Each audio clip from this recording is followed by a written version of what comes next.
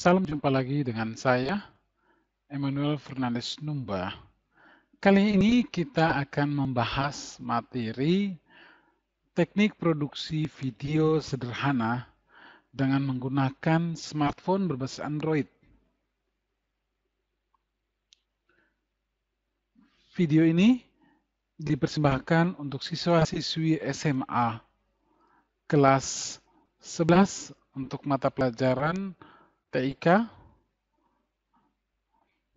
dan materi yang akan kita bahas pada kesempatan ini berkaitan dengan teknik produksi video sederhana dengan menggunakan smartphone atau Android. Baik, untuk materi yang pertama, kita akan membahas terlebih dahulu bahwa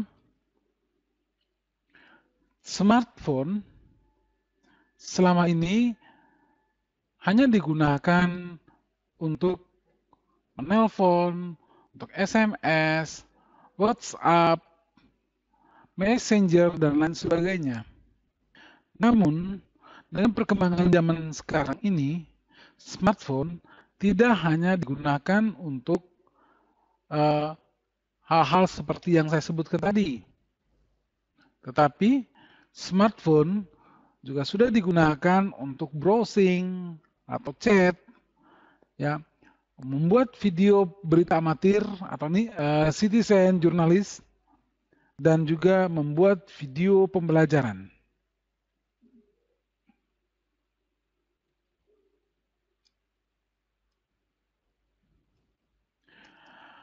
Baik, pada kesempatan pertama kita akan belajar dulu tentang terminologi shoot. Ya, apa sih terminologi shoot itu? Ya, terminologi shoot ini adalah teknik pengambilan gambar, ya, untuk gambar yang dekat ataupun gambar yang jauh. Close up salah satu yang tergolong dalam bagian dari terminologi shoot. Ya, ada banyak sekali terminologi shoot yang bisa kita pelajari dan bisa kita gunakan. Yang pertama, misalnya long shoot. Kalian perhatikan pada gambar pertama, long shoot. Pada gambar ini semua bagian terlihat jelas. Ya, ada pemandangan di belakang, gunung, rumah, pohon di depannya, semuanya terlihat jelas. Kemudian kita menggunakan kamera untuk zoom, ya. Kita menggunakan kamera untuk zoom. Jadi kamera ini kita gunakan untuk mengambil gambar secara menggunakan zoom atau mendekatkan kamera atau menjauhkan kamera, ya. Nah, pada gambar yang kedua adalah full shoot. Ya, ketika kita melakukan proses syuting, objek yang akan kita ambil adalah misalnya rumahnya saja, ya, rumahnya saja. Pemandangan di belakang seperti gunung kita tidak ambil, ya. Kemudian yang berikut adalah medium shoot. Medium shoot berarti kita lebih mendekat lagi ke rumah itu. Ya, fokusnya lebih dekat lagi ke misalnya ke bagian pintu dan lain sebagainya. Kemudian kita coba lagi lebih dekat. Namanya medium close up. Ya, perhatikan pada gambar medium close up. Yang difokus adalah cuma pintunya saja. Ya. Ini disebut dengan medium close up. Kemudian yang berikut adalah close up.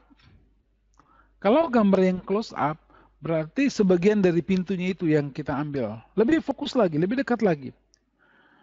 Kemudian extreme close up. Ya, extreme close up. Berarti kita betul-betul lebih dekatkan lagi, khususnya pada gagang pintu. Jadi kamu perhatikan bagaimana mulai dari long shoot sampai dengan extreme close up. Oke, berikut terminologi shoot yang terjadi pada, misalnya kita mau ngambil gambar pada manusia. Ya, gambar pada manusia. Kita mulai dengan Di situ ada VCU, ya, VCU, very close up. Berarti gambar yang kita ambil itu fokusnya misalnya pada bagian wajahnya saja. Bagian wajahnya saja. Kemudian kita tarik semakin jauh lagi. Ya. Kameranya kita semakin jauh lagi. Ya, ada big close up, berarti hanya kepalanya saja. Kalian perhatikan pada gambar. Kemudian ada lagi namanya close up. Ya, close up berarti gambar yang diambil mulai dari dada sampai dengan atas kepala. Ada 5 cm di atas kepala, ya, atau 5 jari di atas kepala. Kemudian ada lagi medium close up. Ya, ada medium close up. Medium close up berarti gambar yang kita ambil adalah mulai dari bagian dada, ya, pada bagian diafragma, ya, ke atas sampai 5 jari di atas kepala. Kemudian ada lagi yang namanya knisut, ya. Kita sebelum lagi kita kembali dulu. Namanya medium shoot, ya. Medium shoot berarti dari arah pinggang sampai atas kepala, 5 cm atas kepala. Kemudian ada lagi yang namanya knisut, ya, 3/4 knisut. Berarti gambar yang diambil mulai dari arah lutut sampai 5 jari di atas kepala. Kemudian yang berikut adalah medium long shoot dan full shoot. Berarti gambar yang diambil mulai dari kaki sampai bagian atas kepala. Ya. Selain itu, ada juga yang kita kenal dengan nama extreme close up. Tadi sebelumnya saya sudah pernah menjelaskan, memberikan contoh tentang extreme close up. Misalnya kita akan membidik, ya, kita akan mengambil gambar pada bagian tertentu saja, fokus pada bagian tertentu. Itu dan gambarnya dekat, itu disebut dengan extreme close up. Ya, coba perhatikan gambar-gambar ini. Ada medium short, ya, medium short. Ada medium short, kemudian ada juga close up, seperti yang jelas tadi, very close up, knee close up, ya, ada big close up, ya, kemudian ada medium close up dan lain sebagainya. Oke, kemudian long shoot-nya, ada long shoot, perhatikan gambarnya, medium long shoot dan extreme long shoot. Semakin jauh, ya, gambarnya sampai pada mulai dari long shoot, medium long shoot sampai dengan extreme long shoot.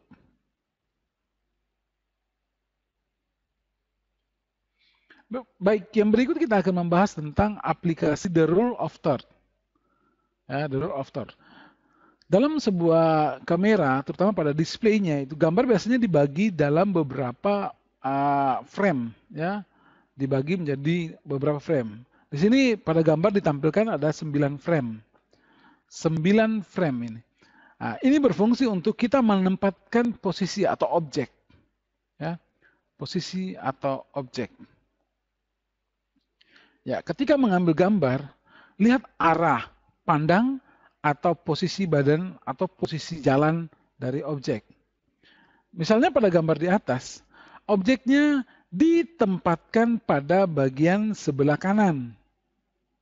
Ya. Kenapa? Karena ada bayangannya matahari dari arah belakang, ya, dari arah belakang objek. Sehingga ketika kita ambil gambar, bayangannya tidak terpotong. Dan bagian depannya akan terlihat secara utuh, penuh. Ya, lebih luas kelihatannya. Yang berikut. Ya, ini di bagian tampilan seperti ini disebut dengan headroom. Ya, headroom. Ya, ini ketika kita mengambil gambar orang misalnya dalam ruangan, ya, fokusnya pada orang tertentu, maka posisinya kita ambil di tengah-tengah. Oke, Yang berikut ada nose room atau looking room, ya, arah pandang. Jadi kalau orang melihat ke arah kiri, pada bagian kirinya dibiarkan kosong supaya nampak bahwa ada arah pandangnya jelas. Yang berikut, nah ini namanya walking room atau ruang arah berjalan. Jadi kalau orang berjalan misalnya ke kanan, maka di depannya dibiarkan kosong. Ya, depannya biarkan kosong. Perhatikan arah panah. Sehingga orang tahu bahwa arah jalannya ke arah mana. Oke, berikut kita akan membahas tentang kamera angle. Ya, kamera angle merupakan penempatan tinggi kamera, ya, tinggi dan rendah kamera atau posisi kamera. Ya, penempatan tinggi kamera sangat menentukan titik pandang pada mata penonton dalam menyaksikan suatu adegan, sekaligus membangun kesan psikologis penonton terhadap objek tersebut. Ya. Oke, pada posisi ini, ya, arah kameranya sejajar dengan arah objek secara mendatar. Ini disebut dengan eye level shoot, ya, arah kamera searah dengan sejajar dengan objek atau berhadapan langsung dengan objek, ya, kamera tidak lebih tinggi atau tidak lebih rendah, tapi sejajar. Oke, kemudian ada low level shoot, ya, low level shoot. Kadang-kadang orang menyebutnya low angle shoot, ya. Ini kameranya ditempatkan pada bagian bawah, objeknya pada bagian atas. Ya. Kemudian yang berikut, high angle shoot, ya, high angle. Ini berarti kameranya berada di bagian atas. Jadi kamera angle itu namanya itu disesuaikan dengan posisi kamera. Kalau kameranya sejajar dengan objek maka disebut dengan eye level shoot. Kalau kameranya lebih rendah daripada objek maka disebut dengan low angle. Dan kamera lebih tinggi disebut dengan high angle. Oke, ini contoh dari low angle shoot. Kameranya di bawah, objeknya di atas. Kemudian, ya, posisi gambar seperti ini disebut dengan high angle. High angle. Objeknya ada di bawah, kameranya dari atas. Oke, ini disebut dengan eye level shoot. Kamera posisinya sejajar, secara horizontal, mendatar. Oke, kita lanjut lagi. Ya, oh ya, eye level shoot disebut dengan normal shoot, ya, normal shoot. Posisinya normal, tidak di atas, tidak di bawah. Berikut kita akan pelajari tentang moving kamera. Nah, perhatikan posisi kamera. Kamera berada pada posisi diam di tempat, hanya diputar ke arah kiri atau ke kanan. Diputar ke arah kiri atau ke kanan. Ini disebut dengan panning, ya, panning. Dan kameranya diam di tempat, jadi digerakkan kameranya. Tidak digeser kameranya, tapi diam di tempat. Jadi kalau punya tripod itu lebih bagus lagi karena kameranya akan diputar dan gerakannya lebih halus. Oke. Yang berikut adalah tilting. Tilting adalah posisi menggerakkan kamera ke bawah dan ke atas, tetapi kameranya pada posisi diam di tempat, tidak bergerak kameranya, hanya bergerak di tempat, ya, bergerak di tempat secara vertikal.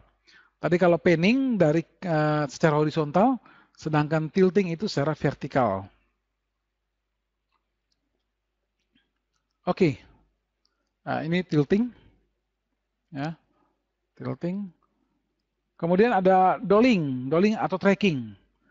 Dolling atau tracking adalah pergerakan kamera ke kiri atau ke kanan, mengikuti gerak objek. Nah, pada posisi dolling atau tracking ini, kameranya yang bergerak, kameranya yang digeser. Ya, kamera yang digeser. Oke. Berikut craning.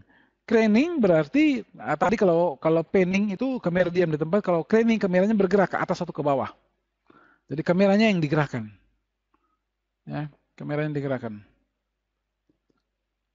Oke. Yang berikut, ya, yang berikut zoom, ya, zooming. Zooming adalah bagaimana kita mengambil gambar, ya, mendekatkan atau menjauh. Jadi lensanya yang digerakkan, lensanya yang digerakkan.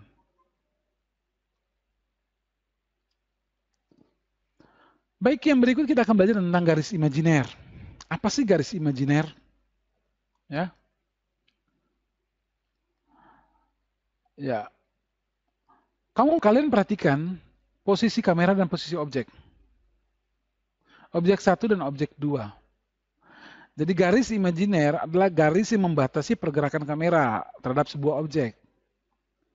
Ya.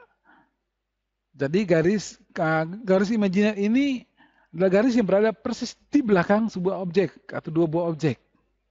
Kamera ketika berada dengan sebuah objek dari posisi depan, dia tidak boleh digerakkan sampai mengambil gambarnya dari belakang. Tidak boleh seperti itu. Ya, boleh sih, tapi dalam situasi tertentu saja. Ya. Jadi usahakan untuk tidak berpindah angle melewati garis aksis, ya, garis aksis, untuk menghindari gambar yang jumping. Ya. Jadi kalau satu buah objek seperti ini, kamera tidak boleh dari sini kamera tidak boleh ambil gambar sampai ke belakang. Ya. Oke, perhatikan gerakan kamera ini. Jadi garis merah itu tidak boleh dilewati. Oke, ini perhatikan garis aksisnya dari dua buah objek, ya, objek warna putih dan objek warna hitam. Objek ini saling berhadapan. Posisi kamera dari depan, maka dia bisa mengambil kedua-duanya. Ya, mengambil dua-dua. Hasil yang ditampilkan adalah dua gambar itu kelihatan. Kamera yang dari samping kiri, dia hanya boleh mengambil gambar untuk objek yang berwarna hitam. Ya, dia tidak boleh mengambil gambar objek yang berwarna putih, karena ketika diambil gambar objek berwarna putih, posisinya adalah objek tadi membelakangi kamera. Jadi usahakan mengambil gambar objek tidak membelakangi kamera. Objek berwarna hitam saja yang muncul. Posisi dari sebelah kanan, objek warna putih saja yang muncul.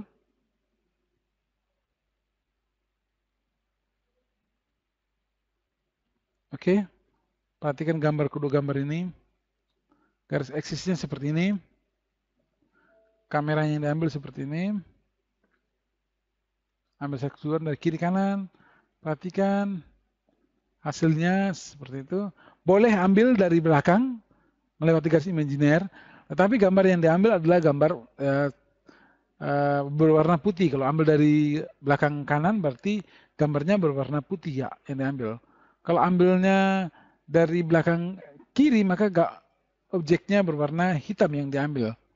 Sehingga kelihatan wajahnya, kelihatan tampak depannya. Ya. Oke. Terima kasih. Salam sukses. Dan tetap semangat.